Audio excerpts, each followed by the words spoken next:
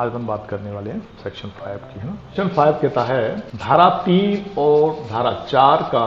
कतिपय सहयोगी अनुसंधान परियोजनाओं को लागू ना होना। अब यहाँ पे बात कर रहे हैं वो कि जो सेक्शन 3 और सेक्शन 4 में अपन ने बात की थी, जिसमें एक में था कि हम अनुसंधान की जानकारी अनुसंधान नहीं करने देंगे, और दूसरे में था कि हम उसकी जानकारी और उसका जो रिसर्च है वो बिना अनुमति के, यदि पूर्व अनुमोदन नहीं लिया गया है नेशनल बायोडायवर्सिटी ट्रिब्यूनल का, तो नहीं कर सकते हैं। तो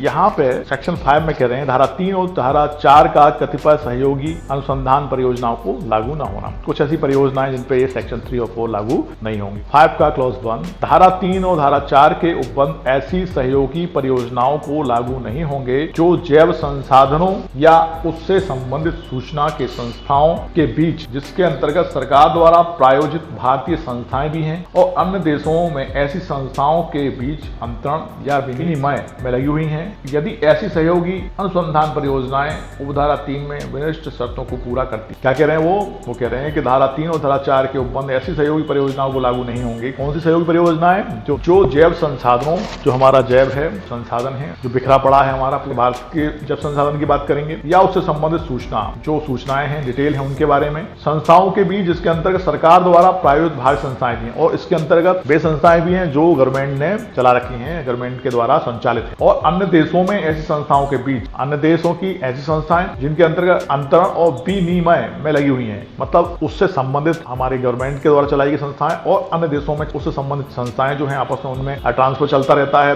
विनिमय होता रहता है, इस तरह से लगी हुई हैं। यदि ऐसी सहयोगी अनुसंधान परियोजनाएं उपधारा 3 में निर्दिष्ट शर्तों का पूरा करती हैं, और इसके अलावा उन्होंने कहा यदि वो अपना सेक्शन 3 में क्या था? सेक्शन 3 में था कतिपय व्यक्तियों द्वारा राष्ट्रीय जैव विविधता प्राधिकरण के अनुमोदन के बिना जैव विविधता संबंधित क्रियाकलापों का ना किया जाना, और यदि उन्होंने अनुमति वहां पे ले ली है सेक्शन 3 के अंतर्गत अपने नेशनल बायोडायवर्सिटी ट्रिब्यूनल से, तो फिर वहां पे ये जो प्रतिबंध है वो लागू नहीं रहेगा, है ना। और वहां पे वो क्या करेंगे? उनको सहयोग प्रदान करेंगे, और धारा 3 और 4 के माध्यम से जो रोक थी उस रोक को हटा लिया जाएगा। यदि वो सेक्शन 3 के अंतर्गत क्या कर रही है? शर्तों को पूरा कर रही हैं। जो सेक्शन 3 में शर्तें हैं, क्या शर्तें थी सेक्शन 3 के अंतर्गत? भारत का नागरिक होना चाहिए, है ना, एक इंपॉर्टेंट थिंग थी। दूसरी इंपॉर्टेंट थिंग थी कि जो भारत का ऐसा नागरिक हो जो आयकर अधिनियम 1961 की धारा 2 के खंड 30 में यथा परिभाषा निवासी है, तो उनके ऊपर लागू थी ये बात। निगमित निकाय से संबंधित जो भारत में निगमित रजिस्ट्रेट नहीं है उनके ऊपर, और कोई गैर भारतीय उसमें भागीदारी है यदि उस निगम में, तो उन पे उनको छूट नहीं थी, लेकिन उन्हें अनुमति ले ली है इनने, तो फिर वहां पे भी उनको छूट होगी अनुसंधान करने की भी और अंतरण करने की भी। तो क्लॉज 1 था ये। क्लॉज 2 में देखते हैं अपन, उपधारा 1 में निर्दिष्ट सहयोगी अनुसंधान परियोजनाओं से भिन्न सभी सहयोगी अनुसंधान परियोजनाएं जो इस अधिनियम के प्रारंभ के पूर्व किए गए करारों पर आधारित हैं और प्रवर्तित हैं, उस सीमा तक जहां तक करार के उपबंध इस अधिनियम के उपबंधों या उपधारा 3 के खंड का के अधीन जारी किए गए मार्गदर्शक सिद्धांतों से असंगत हैं, शून्य होंगी। अब इसमें एक और इंपॉर्टेंट बात जोड़ दी उन्होंने कहा कि जो ऊपर उपधारा 1 की बात हमने की कि सहयोगी संस्थाएं हैं, जो अनुसंधान परियोजनाएं हैं, वो सब ठीक है और वो चल भी रही हैं, है ना। पर इस अधिनियम के प्रारंभ के पूर्व कुछ करार हुए थे, मान लीजिए यह अधिनियम आया उसके पहले यदि कोई करार हुए हैं और वो प्रवर्तन में है इस समय, तो उन्होंने कहा कि उस सीमा तक वो शून्य हो जाएंगे जहां तक वो आपके इस अधिनियम के उपबंधों या उपधारा 3 के खंड का के अधीन जारी किए गए मार्गदर्शक सिद्धांतों से असंगत हैं। मतलब जो सेक्शन 3 में उन्होंने जो मार्गदर्शक सिद्धांत बताए थे, यदि उनसे असंगत हैं, वो करार जो पहले से लागू हैं या प्रवर्तन में हैं, जो इस अधिनियम के पूर्व भी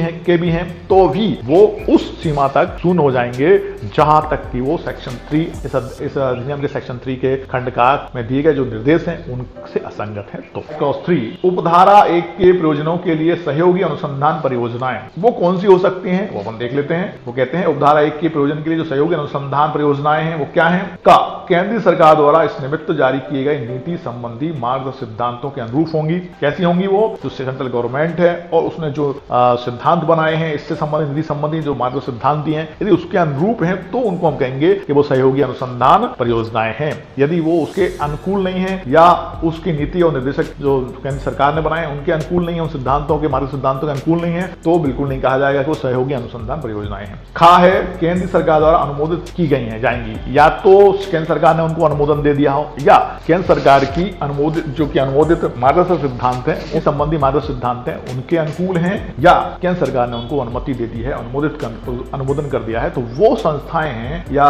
वो सहयोगी अनुसंधान परियोजनाएं हैं जिनको उन्होंने कहा यहाँ पे सहयोगी अनुसंधान परियोजनाएं। तो सेक्शन 5 में हमने क्या सीखा? सेक्शन 5 में हमने सीखा कि 3 और 4 का जो कतिपय अनुसंधान परियोजनाओं को लागू ना होना, सेक्शन 3 और 4 पे भी ये अनुसंधान, ये जो सेक्शन 3 और 4 है सेक्शन 5 के अनुसार लागू नहीं होगा उन कुछ परियोजनाओं पे जो परियोजनाएं केंद्र सरकार द्वारा अनुमोदित हैं और जो केंद्र सरकार के जो नीति संबंधी मार्ग सिद्धांत है उनके अनुरूप है ना, या केंद्र सरकार ने उनको अनुमति दे दी है, तो फिर वहां पे ये परियोजनाएं लागू होंगी। और इसके अलावा उन्होंने कहा सेक्शन 3 से का जो सेक्शन 3 का प्रभाव है खंड 1 का वो इतना ज्यादा है, यदि इस अधिनियम के पारित होने से पूर्व भी कुछ परियोजनाएं पहले से प्रवर्तन में हैं या करार हो गए हैं उनके, वो चालू हैं, लेकिन वो इसके सेक्शन 3 के खंड का के अंतर्गत दिए गए नीति सिद्धांतों के अनुकूल नहीं है, तो वो उस सीमा तक असंगत हो जाएंगी जहां तक कि वो अनुकूल नहीं है या शून्य हो जाएंगी। सेक्शन 6 और सेक्शन 6 बात करते हैं बौद्धिक संपदा अधिकारों के लिए आवेदन राष्ट्रीय जैव विविधता प्राधिकरण के अनुमोदन के बिना नहीं किया जाएगा। जो प्रॉपर्टी है, जो बौद्धिक संपदा है हमारी, अधिकारों के लिए आवेदन, मतलब बौद्धिक संपदा अधिकारों के लिए आवेदन राष्ट्रीय जैव विविधता प्राधिकरण के अनुमोदन के बिना नहीं किया जाएगा। मतलब नेशनल जो डायवर्सिटी आपका ट्रिब्यूनल है उससे अनुमोदन कराना पड़ेगा, उससे अनुमति लेनी पड़ेगी, तब उस आवेदन को के आधार पर बौद्धिक संपदा अधिकारों को, जो बौद्धिक संपदा के अधिकार हैं वो मिलेंगे। बौद्धिक संपदा मतलब इंटेलेक्चुअल आपकी प्रॉपर्टी जो है उसके राइट्स तब मिल पाएंगे। अब नंबर 1 है, कोई भी व्यक्ति भारत में या भारत के बाहर किसी ऐसे आविष्कार के लिए जो भारत से अभिप्राप्त किसी जैव संसाधन संबंधी किसी अनुसंधान या जानकारी पर आधारित हो, किसी बौद्धिक संपदा अधिकार के लिए चाहे उसका कोई भी नाम हो, आवेदन करने से पूर्व राष्ट्रीय जैव विविधता प्राधिकरण का पूर्व अनुमोदन अभिप्राप्त किए बिना आवेदन नहीं करेगा। मतलब पहले वो आवेदन करेगा किसको? राष्ट्रीय जैव विविधता प्राधिकरण को। जब वो अनुमोदन कर देंगे तब उसका आवेदन स्वीकार किया जाएगा। किस चीज के लिए? कि कोई व्यक्ति भारत में, मतलब भारत का ही व्यक्ति है, मान लो भारत में कर रहा है या भारत के बाहर क्या कोई व्यक्ति है, किसी आविष्कार के लिए, मतलब कोई आविष्कार करना चाहता है, लेकिन उसमें जो यूज हो रहा है, जो क्या यूज हो रहा है, भारत से अभिप्राप्त किसी जैव संसाधन, भारत का कोई जैव संसाधन है, मतलब बायोडायवर्सिटी से संबंधित कोई चीज है जो भारत की है और उस पर अनुसंधान करना है, उस पर जानकारी आधारित करनी है, या बौद्धिक संपदा अधिकार के लिए उसको लेना है, बौद्धिक संपदा का अधिकार उनको लेना, प्राप्त करना है, तो कैसे प्राप्त करेंगे? सबसे पहले उनको नेशनल बायोडायवर्सिटी ट्रिब्यूनल से अनुमोदन कराना पड़ेगा उस आवेदन का, तब वो आवेदन लगेगा और उस पर तब अनुमति मिलेगी केंद्र सरकार के माध्यम से। तो किस लिए? कि भाई उनको उस बौद्धिक संपदा पे उस जैव संसाधन को जो भारत का है और उस पर उनको आविष्कार करना है या कोई रिसर्च करना है या कोई प्रयोग करना है, तो अनुमति के बिना वो नहीं कर पाएंगे। पूर्व अनुमोदन पहले उनको नेशनल बायोडायवर्सिटी के माध्यम से, उसके बाद आवेदन होगा। वहां हमने प्रोविजो लिखा है, यदि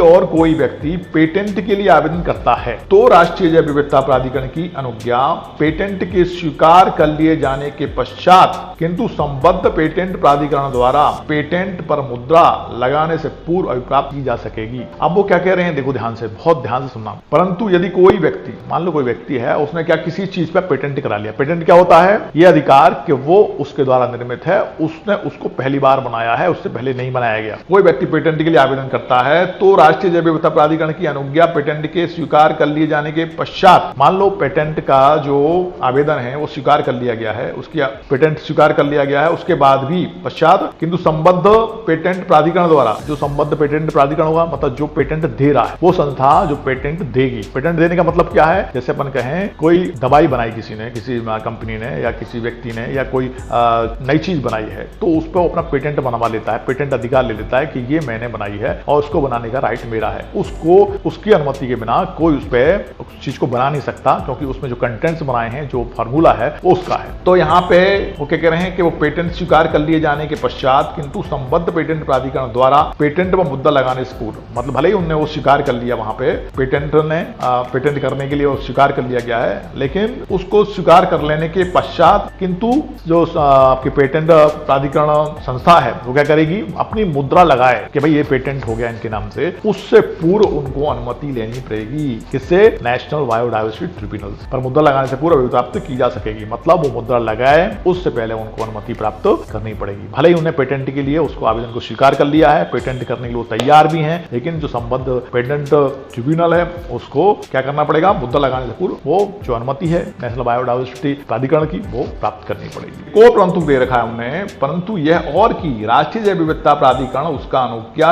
अनुज्ञा के लिए किए गए आवेदन पर का निपटारा आवेदन की प्राप्ति की तारीख से 90 दिन की अवधि के भीतर करेगा। अच्छा, एक और उन्होंने प्रोविजो भी दे रखा कि मान लो जो नेशनल बायोडायवर्सिटी ट्रिब्यूनल है वो उसको पेंडिंग में डाल दे, उस पर अनुज्ञा ही नहीं दे, तो उनने उसकी भी लिमिट लगाई है कि भाई अनुज्ञा के लिए उन्होंने आवेदन किया है मान लीजिए, और वो 90 दिन की अवधि उसमें निर्धारित है कि 90 दिन की अवधि मतलब लगभग 3 महीने के बराबर उनको समय मिलेगा, और 3 महीने के अंदर तो उनको उस पर अनुमति देनी पड़ेगी। मतलब 90 दिन के अंदर उसको जो भी स्वीकार करना है अस्वीकार करना है वो डिसाइड करना पड़ेगा। कौन करेगा, नेशनल बायोडायवर्सिटी ट्रिब्यूनल, या इसको हम कहते हैं राष्ट्रीय जैव विविधता प्राधिकरण। तो पहला पॉइंट समझ में आ गया हमको कि बौद्धिक संपदा अधिकारों के लिए जो आवेदन होगा वो राष्ट्रीय जैव विविधता प्राधिकरण के अनुमोदन के बिना नहीं किया जाएगा। दूसरे में कहते हैं राष्ट्रीय जैव विविधता प्राधिकरण इस धारा के अधीन अनुमोदन अनुदत्त करते समय फायदे में हिस्सा बांटने की फीस या रॉयल्टी अथवा दोनों अधिरोपित कर सकेगा, या ऐसी शर्त अधिरोपित कर सकेगा जिसके अंतर्गत अधिकारों के वाणिज्यिक उपयोग से उद्भूत वित्तीय फायदों का हिस्सा बांटना भी है। मतलब ये देखेगा नेशनल बायोडायवर्सिटी प्राधिकरण जो है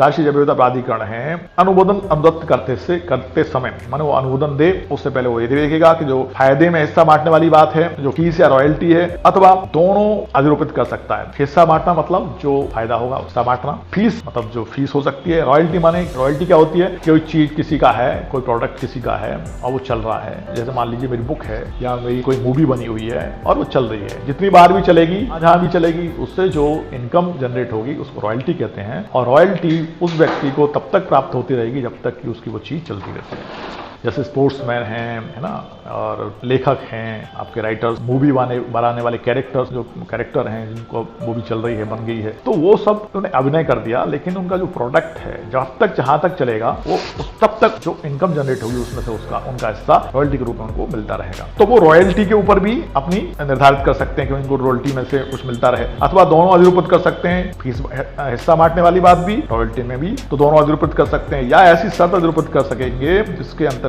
अधिकारों के वाणिज्यिक उपयोग से उद्भूत वित्तीय फायदों का हिस्सा बांटना भी है। कि वाणिज्य उपयोग जो आप करेंगे इस प्रोडक्ट का, जिसके हम अनुमोदन कर रहे हैं, अनुमति दी है, जो भारतीय व्यय संसाधन पे आधारित है आविष्करण आपका, तो वाणिज्यिक मतलब कॉमर्शियल उसका उपयोग कर रहे हैं, तो उससे जो आपको लाभ होंगे इकोनॉमिकल, उस फायदों को हिस्सा बांटने की बात भी ये अनुमोदन देने से पूर्व राष्ट्रीय जैव विविधता प्राधिकरण कर सकता है। थर्ड पॉइंट है इसका, इस धारा के उपबंध ऐसे व्यक्ति को लागू नहीं होंगे जो संसद द्वारा अधिनियमित पौधा किस्म के संरक्षण से संबंधित किसी विधि के अधीन किसी अधिकार के लिए आवेदन कर रहा है। भाई सीधी बात है। अब अलग बात हो गई यहाँ पे, उन्होंने कहा पौधा किस्म के संरक्षण संबंधित अन्य कोई विधि है, अन्य तरीके से उसको प्राधिकृत किया गया है, तो फिर उस पौधा किस्म के संरक्षण के आधार पर जो रूल्स ऑफ रेगुलेशन होंगे तो वहां आवेदन करें और फिर वहां से अनुमति प्राप्त करेंगे, वहां पे ये अपनी दखल अंदाजी नहीं करेगा। तो क्या कह रहे हैं, इस धारा के उपबंध ऐसे व्यक्ति को लागू नहीं होंगे जो संसद द्वारा अधिनियमित, अब संसद द्वारा अधिनियमित मतलब पार्लियामेंट के द्वारा जो लेजिस्लेशन बना है पौधा किस्म के संरक्षण के लिए, कोई पौधा है, कोई प्लांट है, उनकी कोई किस्म है, उसके संरक्षण संबंधित कोई बात है और विधि के अधीन किसी अधिकार के लिए आवेदन की बात कर रहे हैं, तो वहां पे ये अपने उपबंधों को वहां पे लागू नहीं करेंगे। पॉइंट 3 कह रहा है कि संसद के माध्यम से अधिनियमित कोई पौधा किस्म संरक्षण से संबंधित कोई विधि है और उसके अधीन किसी व्यक्ति ने उसके अधिकार के लिए आवेदन किया है, तो वहां पे इस धारा के उपबंध लागू नहीं होंगे। सेक्शन 6 क्लॉज 4, जहां कोई अधिकार उपधारा 3 में निर्दिष्ट विधि के अधीन अनुवृत्त किया जाता है, वहां संबद्ध प्राधिकारी ऐसा अधिकार अनुवृत्त करते समय अधिकार अनुवृत्त करने वाले ऐसे दस्तावेज की प्रति राष्ट्रीय जैव विविधता प्राधिकरण को पृष्ठांकित करेगा। मतलब सिंपल बात है, जो सेक्शन 3 में मतलब जो बात की उन्होंने 6 के 3 में और 4 में ये कह रहे हैं कि यदि उपधारा 3 में जो विधि थी, हमने बताया था ना, जो संसद द्वारा पारित थी पौधा किस्म के संरक्षण के लिए, है ना, तो उससे संबंधित यदि अनुमोदन किया गया है, आवेदन किया गया है, तो जो संबद्ध प्राधिकारी है वो क्या करेगा, ऐसा अधिकार अनुवृत्त करते समय अधिकार अनुवृत्त करने वाले ऐसे दस्तावेज की प्रति, मतलब जिसमें वो अधिकार उन्होंने अनुवृत्त किया है, प्रदान किया है, उसकी एक प्रति कहां भेज देगा, राष्ट्रीय जैव विविधता प्राधिकरण को भेज देगा, उनको पृष्ठांकित कर देगा।